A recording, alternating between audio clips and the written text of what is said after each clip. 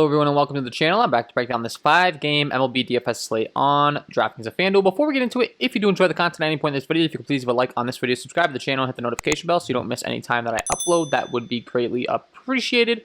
Going to be here all MLB DFS season long, breaking down these slates to help you guys become better MLB DFS players and help you guys win some money. And I do offer an MLB DFS premium package, link below in the description. You get access to all of my starting pitcher data sheet that you see on the screen behind me, my high hitter StatCast data, splits leaderboard, team hitting data, bullpen data, power rankings, and my cheat sheet. I think it's going to be well worth the investment. You can make your money back real quick that it's going to cost you. I think I'm going to provide you with some very valuable insight to help you with your lineups on both DraftKings and FanDuel. And with that being said, let's go ahead and start breaking down this slate today. So as always, I like to figure out the pitchers that we're going to play first. I do that by sorting my sheet by skill, interactive, ERA. Or not in this particular case. That's when we go to bats. Sorry, so misspoke there. But K rate. It's fantasy sports. We get points for strikeouts. We're going to sort the sheet by K rate. Figure out the guys at the top K rate on the slate, and then break it down from there. So Ryan Weathers, top on the slate. He only has a 9.2 innings pitch sample size. However, a 29.4% K rate, 33.3% K rate against righties, and then a 25% K rate against lefties. As mentioned, only 9 innings pitched. Looking at his outing so far, as far as what he's been able to do. We got 3 innings pitched, 1 inning pitched, 2 innings pitched, and 3.2 innings pitched. So kind of being treated more as, you know, an opener almost. And it's expected that Dinelson Lamet may be able to take over for him in the rotation. But regardless, not looking to play him against the Dodgers. He's top on the K rate, but this is a situation where it's a little bit of an outlier. The guy that is the top on the slate as far as the best all-around stuff is going to be Walker Buehler. 28.2% K rate overall, 12% swinging strike rate, a 28.2% K rate against righties, and then a 28.2% K rate against lefties. The ground ball, the fly ball stuff's all really solid across the board. He's a little bit worse against righties than he is lefties. But overall, he's just really solid. It's Walker Buehler. We know what we're getting with him. The only problem is he's taking on the San Diego Padres team today, who has been very good all season long and who continues to really not strike out at a high clip whatsoever. He comes in as a 182 favorite, priced up at 9.8. And we could go to him for sure because, like I said, you know, he's probably the best pitcher on the slate. It's just a matter of this team not really striking out all too much. And yeah, those are the decisions you're going to be faced with tonight as far as playing Buehler. Next on the list, we got Christian Javier taking on these Los Angeles Angels. 26.1% K rate. The ground ball and the fly ball stuff is not good. The hard contact stuff is, however. He gives up a lot of ground ball, fly ball. I mean, a lot of fly balls, but not exactly the most slugging to right-handed hitting. And he has a 31.5% K rate. Against lefties, he has a 22% K rate and struggles a little bit more. He gives up a 452 slugging, a 30.9% ground ball rate, 43.3% fly ball rate. So definitely is dominant against righties, struggles a little bit more against lefties. And when looking at the Los Angeles Angels lineup that he's going to take on today, that might help his case because they are pretty right-handed heavy. They have Jared Walsh and Ohtani really are their main 2 left-handed hitters. Other than that, they're all right-handed heavy. They don't really strike out at the highest clip either, but when you're dealing with a guy that has a 31.5% K rate against right-handed hitting, like that is very impressive. So I think we can kind of deal with it. And looking at how he's fared so far on the season, looking at his starts, he's gone 3.2 innings and 5 innings. First outing, he only threw 73 pitches, and then he bumped him up to 88. So I think he's going to be, you know, really like good to go in this one. And I definitely think that this matchup aligns well with his splits over on FanDuel. They got him priced at 7.3 on DraftKings. He's priced at the 9.6. So I think on FanDuel, he's priced at a pretty decent discount, and I definitely would have some interest in him in the mid-range. Next on the list, we got Joey Lucchesi taking on the Chicago Cubs for the New York Mets. A 22.9% K rate overall. Ground ball, fly ball stuff's all pretty respectable. Does have a little bit of an issue against right-handed hitting as far as a 428 slugging, giving up a still 22.7% K rate, 23.6% K rate against lefties, and then a 364 slugging, giving up really good against those left-handed bats as a left-handed pitcher himself. It is in Wrigley tonight, and there are 12-mile-an-hour winds blowing out, which, if you don't know, Wrigley Field is the field that is most impacted by wind in the league out there in Chicago. Just the way the stadium's built, it's kind of wide open. The wind does really impact how the stadium plays, which is going to make it a little bit scary to be targeting pitching in this ballpark tonight. And overall, it's a pretty good hitter's ballpark outside of those home runs to right field. So Lucchesi, I mean, these Chicago Cubs have been striking out a lot. He does come in as a 132 favorite, and like I said, he's got pretty decent stuff across the board as far as what he's done so far on the season. You know, we're dealing with 2 innings pitched in 3 innings pitched. His first outing went out there and threw 36 pitches. His second outing went up through 55 pitches.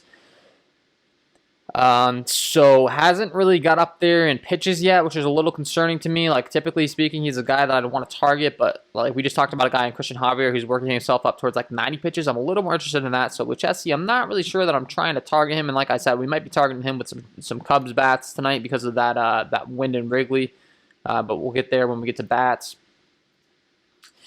And next on the list, we got Nick Pivetta taking on the Seattle Mariners, another team that we really like to target. 21.5% K rate, ground ball and fly ball stuff's all a little bit below average. It's 22.6% K rate against righties with a 5.23 slugging given up. That's not good against lefties. He really struggles against lefties as well. A 4.96 slugging given up, 20.3% K rate. So a guy that gives up a ton of hard contact, but does have a pretty decent K rate. But he does get a very friendly matchup taking on the Seattle Mariners. And when I'm breaking down his numbers and I say that he's really bad in all this hard contact and stuff, when you see that the opposing team he's facing only has a 3.91 implied run total, that is a pretty good sign. It does look like there are 19-mile-an-hour winds blowing out in Fenway tonight, but Pavetta's priced at 8.2 on FanDuel. Over on DraftKings, they got him priced at 7.4. I'm looking at what he's done so far in the season. We got 5 innings pitched, 6 innings pitched, 3.2 innings pitched. Last time out where he threw 83 pitches, but he's been getting up there around like 83, 101, 92, getting a lot of pitches in this matchup against Seattle. I'm definitely going to have some interest in him. You just can't ask for much of a better matchup taking on these Mariners today, so definitely going to like him. Justin Dunn taking on the Red Sox, I'm not interested in. Aaron Sanchez taking on the Marlins, you can make an argument for. But the K rate's really not high, 19% K rate. 16.5 against righties and then 21.5 against lefties, and overall just really not that great of stuff. The good news is that he's in a good pitcher's ballpark in San Francisco. Really plays well for those pitchers because it's just a huge stadium. So looking at, pull that up for you guys so you can get a visual here. We got Oracle Park. You can see like the right side of the outfield plays pretty well, but the home runs really does a good job of keeping them in the yard. And that's what a lot of these major league hitters are going for now. They're all or nothing hitters, and we don't have to really worry about the home run in Oracle Park. So I think it's plays really well to the pitchers, typically speaking. And that's why you could be playing some Aaron Sanchez if you'd like tonight. Not try to play Alex Cobb against the Houston Astros, I don't think. And yeah, not trying to play Trevor Williams against the New York Mets. So overall, I think we can switch over to bats. As always, I like to sort my sheet by Sierra, skill interactive ERA, as mentioned earlier. Worst on the slate, we got Justin Dunn taking on these Boston Red Sox. You can see across the board, really, really bad. Swing strike rate, ground ball, fly ball, walk rate, hard hit contact rate. He is really good against righties, ironically, though. Like, the ground ball and the fly ball stuff's also bad. The walk rate's bad. The K rate's bad. But the slugging's bad. But against lefties, he's really, really bad. Terrible walk rate, terrible ground ball rate, terrible fly ball rate, terrible WOBA, terrible slugging across the board. So definitely going to be a good spot for these Red Sox lefties. Most notably Alex Verdugo, Rafael Devers. You got Marwin Gonzalez down there. And the righties, I don't have an issue targeting either to round out your stacks. Just know that he's been a lot better against right-handed hitting. So Enrique Hernandez, JD Martinez, Xander Bogaerts down there. Could be playing them to round out your stacks, but not quite as good of a spot for those guys. Next on the list, we got Daniel Castano taking on the San Francisco Giants. He's also been pretty bad across the board. Outside of the hard contact, though, not terrible. The K rate's bad. The swing strike rate's bad. He can't really strike anyone out. Against righties, he's very good, and against lefties, he's very bad. So very similar outlook to these top two guys that we're looking to target. Really just looking to target them with left-handed bats. I'm looking at the San Francisco Giants lineup. They definitely do have some lefties that we can target. Mike Yastrzemski, well, I say that, and it doesn't look like Brandon Belt or any of these guys in the projected lineup. Is there something I'm missing here? Could just be that they're not listed over here on the projected lineup, but I'm just curious if there was some IL. Yeah, we got Brandon Belt on the listed as day-to-day. Alex Dickerson, I would expect to be in the lineup. He's one that's not listed on the projected lineup right now, but I expect him to be in. So overall, you're looking to target these lefties. Hopefully, Brandon Belt's in the lineup and Alex Dickerson. And I would really like those two guys alongside Tommy La Stella, who's I'm also not seeing as listed. But Tommy La Stella is good to go as well. So I got a feeling they're going to have these lefties in the lineup, and that's what I'm getting at here. Tommy La Stella, Mike Yastrzemski, Alex Dickerson, Brandon Belt would be the ones I'm really trying to play in my lineups today. If they're in the lineup, those lefties, if it's a right-handed heavy lineup, I'm not going to have nearly as much interest in that stack. Like I said, it's not in the best hitter's ballpark, but when you're facing a guy that has this bad of issues against lefties, they can hit it over the wall. They really get into one, so no issues with going to the Giants stack today. And then Aaron Sanchez in that same game, take on the Miami Marlins. Like I already said, you could probably play him. He is worse against lefties once again. We got a trend here for all these guys. So the Marlins guys you're looking to, Corey Dickerson at the top of the order. Jazz Chisholm's been really, really good. Top prospect for those Marlins, so we're going to like him. And yeah, I wouldn't really be trying to look to the righties, as mentioned. A lot better against those righties. But this next game, Trevor Williams taking on the New York Mets in Wrigley Field, as mentioned, with the wind blowing out. Always going to catch my eye. Always going to be appealing to me as a DFS player. It's something I think I think the DFS community, like people are starting to become more aware of it. Unfortunately for me and for us, because there was a time I don't think anyone really knew about it.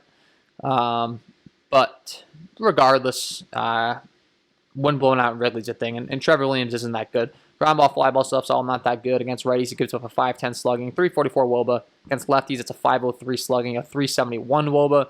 Really, really just not that great across the board. And I definitely think I'm going to like some Mets bats tonight. They have a 4.74 implied run total. They are on the road, so they're going to get a guaranteed bat in the 9th inning, which I always love. And this lineup is just really good. They've been the victims of some bad weather here in Wrigley. The last few nights has been real cold.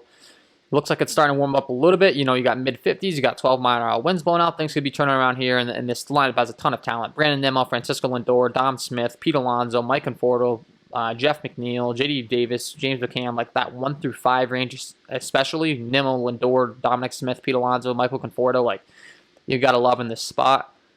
And I'm definitely going to have some interest. And then on the other side, you could play Mariners bats against Nick Pivetta. Like, it's definitely viable. I mean, the guy gives up a ton of hard contact. It's just this lineup's been so bad. I mean, you're going to get him low owned. I wouldn't call you crazy if you want to go ahead and stack him up in tournaments. Just not going to be a top priority for me. And I'd rather go to these Cubbies against Lucchesi, who, well, looking at the Cubs' numbers against lefties this year, they've been striking out a lot, but they also have a ton of power. And I think that they could really get to Lucchesi in this one, especially with the wind blowing out. And I'm going to really like these right-handed bats that can slug off left-handed pitching, most notably Chris Bryant, Javi Baez, Wilson Contreras, those three specifically.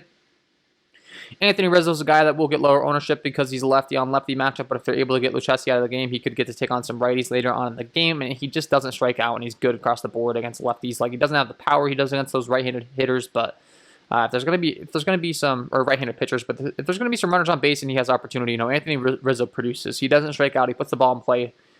He's a good hitter. So I wouldn't have an issue with you putting him in your stacks, but then you also have at the bottom of the order Matt Duffy, David Bote, and Jake Marisnick, all guys that mash lefties as well. So, I mean, really great to fill this lineup out. And you can go to Ian Happ at the top of the order. We do prefer him against right-handed pitching, but, you know, I like this Cub stack today. I like that Wrigley game, as mentioned, with the wind blowing out. So, and then you got Alex Cobb taking on the Houston Astros. Gives up a lot of hard contact against righties, specifically a 544 slugging, 370 WOBA. Not good against lefties. He's not all that much better, but better compared to his right-handed numbers. A 453 slugging, a lot better than a 544, but really, really struggles against right-handed hitting. And the Astros have a 4.7 implied team total, and you could definitely have some interest in some of these more elite right-handed bats, guys like Alex Bregman, Carlos Correa, and then no issues with you rounding out your stack. It looks like they might be able to finally get their full lineup back in this one. They're going to have Michael Brantley, Yordan Alvarez back in the lineup. If that's the case, that's a huge bump to this team, obviously. Really been missing those guys. So, you know, I'd be excited for this Astros stack tonight, and they're in Minute Maid Park, which is a pretty good hitters park, specifically down that left field line. Pulling up the chart here for Houston, if I can find them, bear with me. Right here. So, not the best park overall as far as hitting, but home runs, like the right field line doesn't scare me all that much, and the left field line specifically, really, really great for those home runs. So guys like Alex Bregman and Carlos Correa, who I mentioned that you can target for those right-handed bats, you know, they know that short porch and left, and they're very familiar with yanking balls out of the park down that left field line. So I like those guys tonight. And then, yeah, that's pretty much what I'd be looking to as far as bats are concerned, honestly. You got Christian Javier, I already mentioned. I'm not really looking to target him outside of those left-handed bats. So, you know, of course, Shohei Ohtani's been really, really good this year. You can, of course, play Shohei Ohtani. You can play Jared Walsh. He's been good as well. Those two lefty Angels bats, if you want to get contrarian, maybe throw them in your lineups, not as a full stack. Go for it. And then the last thing I'd mention is you definitely can play some Dodgers bats against Weathers, and you can definitely play some Padres bats against Walker Buehler, just because these lineups are just absolutely loaded. And they can blow up anyone. It's just on this slate with some other really good options. Am I really trying to go there? I don't think so. But always viable. You're going to get them a lot lower owned than you typically would. And once again, I'm not going to call you crazy, like similar to the Mariners stack that I talked about. I'm probably not going to be playing them. There's a good chance maybe I'm going to play some Pivetta, but wouldn't call you crazy if you're stacking them up, because Pivetta does have some hard hit issues, and the same thing applies to the Dodgers and Padres. It's not a complete write-off for me on this slate. And yeah, that is my overall breakdown of this 5-gamer. Before I let you guys go, I got to give you my home run call of the day. Let's get into it. And my home run call of the day today is going to be Pete Alonso taking on Trevor Williams. I'd mentioned his issues against right-handed hitting, really, really bad against those righties. A 5.10 slugging, 33.1% hard hit rate, a 344 WOBA, lots of fly balls given up to the hitters from the right-handed side of the plate. And Pete Alonso just has a ton of power. We know this, and when breaking down what Trevor Williams throws, on average, he's going to throw between a 90 to 92 mile-an-hour fastball. Pete Alonso features a 273 ISO with a 368 WOBA against that pitch. And when he's going to go to another pitch against those right-handed hitters, he really likes to break out the slider. Looking at how Pete Alonso fares against that pitch, he has a 247 ISO with a 4-on-1 WOBA. Really like this spot for Pete Alonso, and he is my home run call of the day. So there you have it, guys. Pete Alonso, get him in your lineups. Really like this spot for him in Wrigley. Wind blowing out, taking on Trevor Williams. He has some serious issues against those right-handed bats, and I think this is a great spot for Pete Alonso. And that is all from me in this one. If you did enjoy the content, if you could please leave a like on this video, subscribe to the channel, hit the notification bell. That would be greatly appreciated. And then don't forget to check out my MLB DFS Patreon Premium package, link below in the description. If you're getting real serious about MLB DFS, I would highly recommend it. I think it's going to help you become a much more profitable player. Wish you guys all the best of luck tonight, and we will see you in the next one.